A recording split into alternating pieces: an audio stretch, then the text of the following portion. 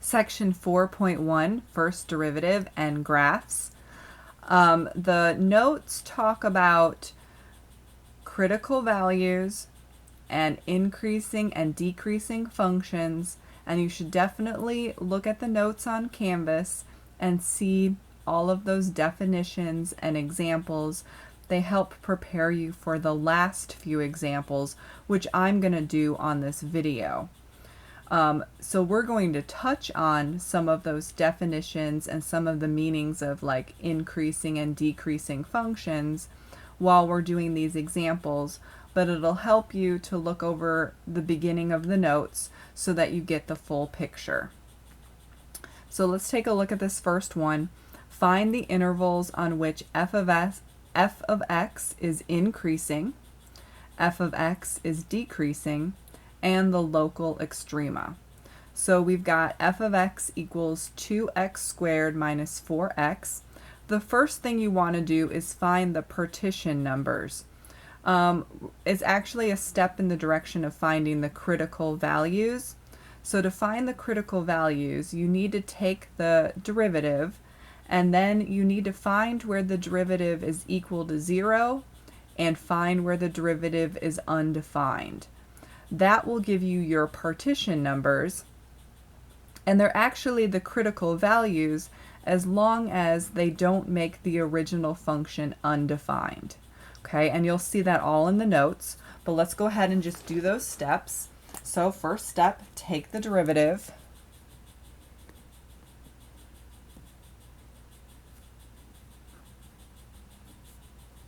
Okay, well, we'll use the power rule, so 4x minus 4. Okay, and we don't need to do this in our examples because we don't have, our denominators are just 1 in these examples, but I just want to show that in your problems you've got a numerator and a denominator, and where your f prime is going to be 0, well, that's where the top is 0. So you set the top equal to 0 and you find where your derivative is 0. If you had a variable in the denominator, well, where it would be undefined is when the denominator is 0, right? So you'd set the denominator equal to 0, and that would tell you where your derivative was undefined. But in this problem, we only have a variable in the numerator anyways, so we just need to set 4x minus 4 equal to 0 and solve.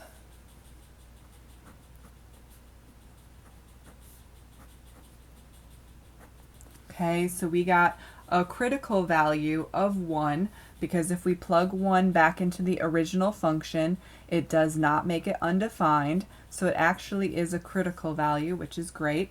But we'd keep it even if it did make the function undefined, because it's going to help us split up our intervals to do some test values.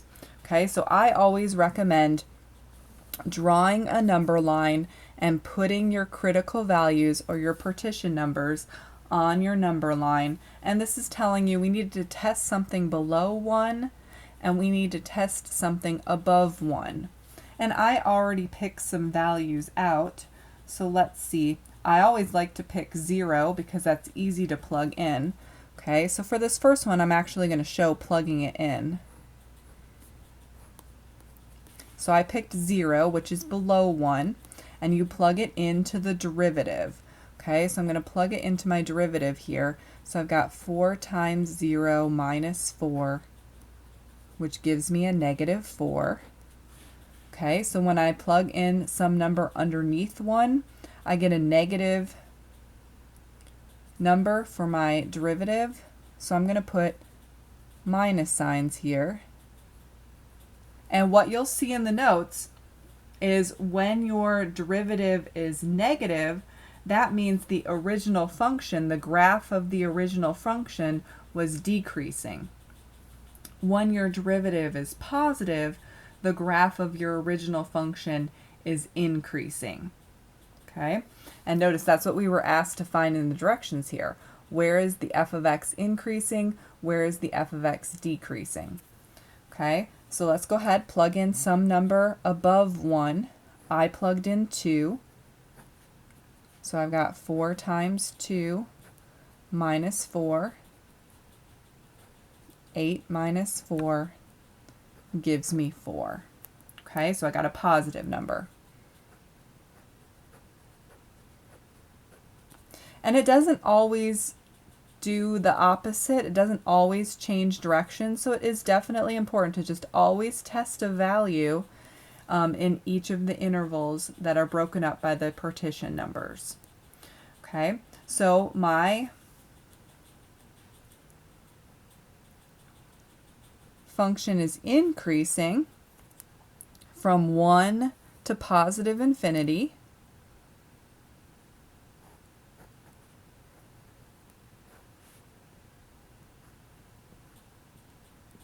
My function is decreasing from negative infinity to 1.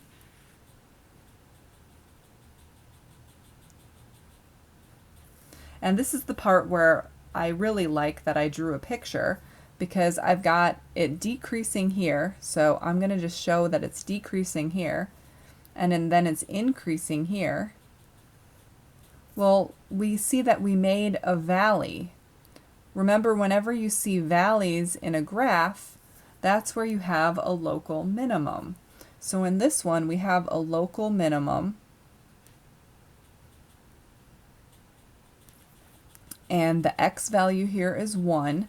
So we have a local minimum at f of 1, which we can plug that 1 back into the original equation and find out what the y value is.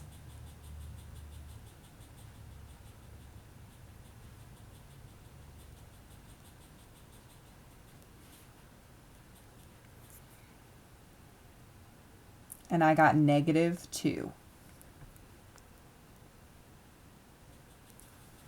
Okay, so we figured out where it was increasing, where the function was increasing, where it was decreasing, and we figured out that we had a local min in our original graph, and it was at negative 2. Well, let's just try a few more examples. Part B, I've got f of x equals x cubed plus 4x minus 5. First step, take the derivative. So we've got 3x squared plus 4. Okay, again, the denominator is just going to be 1, so we're just going to find where the derivative is equal to 0. So we'll set our derivative equal to 0 and solve. So I've got 3x squared equals negative 4, and then divide by 3.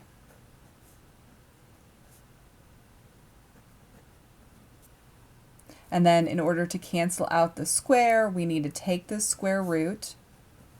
We need to remember that there's a plus or minus in front of here, but really it doesn't matter because I see I have the square root of a negative 4/3.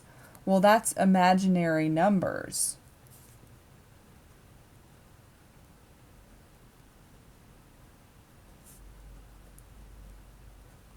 So that means there's no critical values in this one.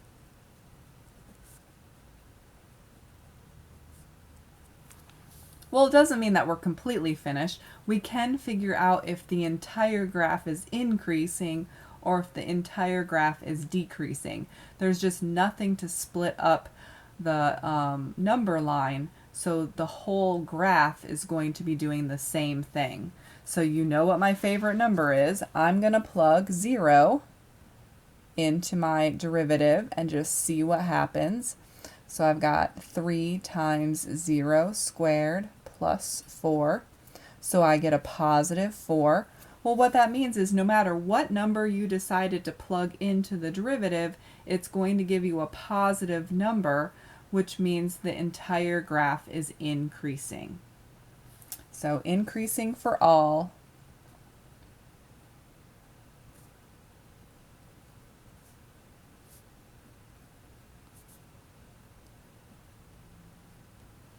And there's no local extrema.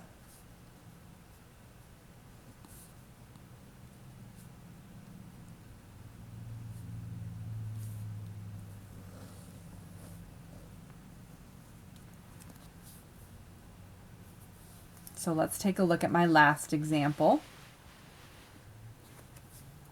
Part C, f of x equals 2x cubed minus 3x squared minus 36x. First step, take the derivative.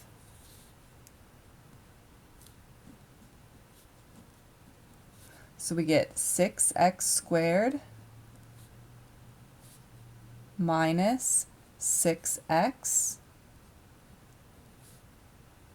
minus 36. Okay, well again, the denominator is just going to be 1, so I'll set the numerator equal to 0, find where my derivative equals 0.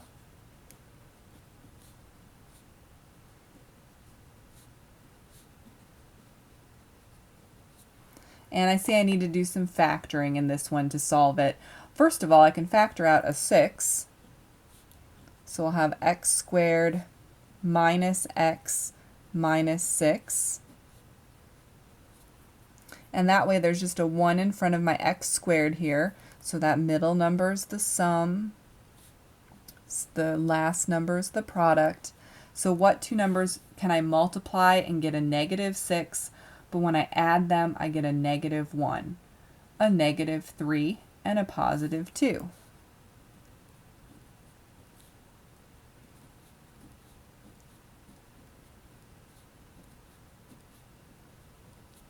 Okay, we'll set each of our factors equal to 0, but 6 equaling 0 isn't going to tell us anything. So x minus 3 equal to 0 will give me x equals 3. And x plus 2 equal to 0 will give me x equals negative 2. Okay, well now this time we've got 2 places for our partition numbers. So negative 2, of course, is smaller. Okay, so we want to pick a number less than negative 2.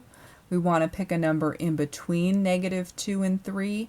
And we want to pick a number bigger than 3. Okay, so I've already picked some numbers out. I picked negative 3. Oh, and let me make sure I put the prime there. Remember, we're plugging it into the derivative. So you're plugging it into your derivative here. I'm not going to show all the work. I'm just going to show what I got. Okay, but you plugged your negative 3 into the derivative, and I got 36.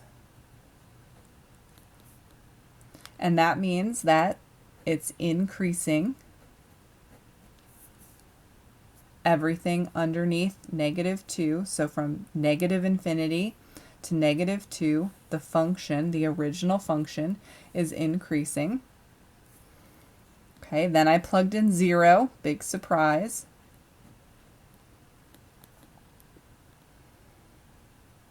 And I got negative 36. So everything in between here, this is where it's decreasing. And then I picked 4. And I got 36. So above here, we've got it increasing. Okay, well remember, I like to draw a little bit of a picture. It's increasing on this side, it's decreasing on this side. Okay, and I'm going to show that it was decreasing on this side, increasing on this side. So I can see that I've got a hill here. So at f of negative 2, that's where I've got a maximum. At f of 3, it's a valley, so that's where I've got a minimum. Okay, so I'm going to go ahead and finish writing up my answer. So it's increasing. Well, we've got 2 intervals where it's increasing. It's increasing from negative infinity to negative 2.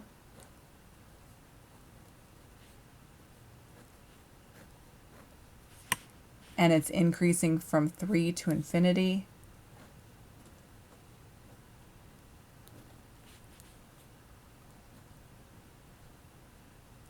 It's decreasing from negative 2 to 3.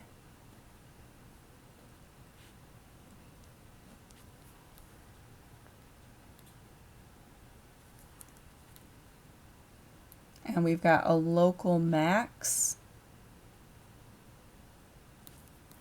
because it made a hill here at f of negative 2.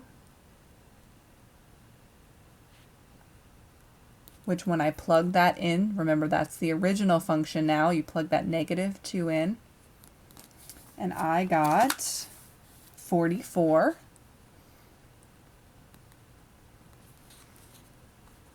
And then we have a local min because it made a valley at f of 3.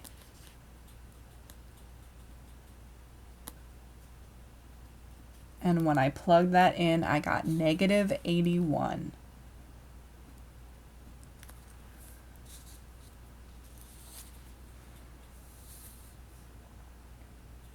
Okay, so these last few examples show you some of the different definitions and concepts that you're going to see in the entire section. So definitely read through the notes, look over this video as many times as you need, and then try out the homework. If you have questions, let me know.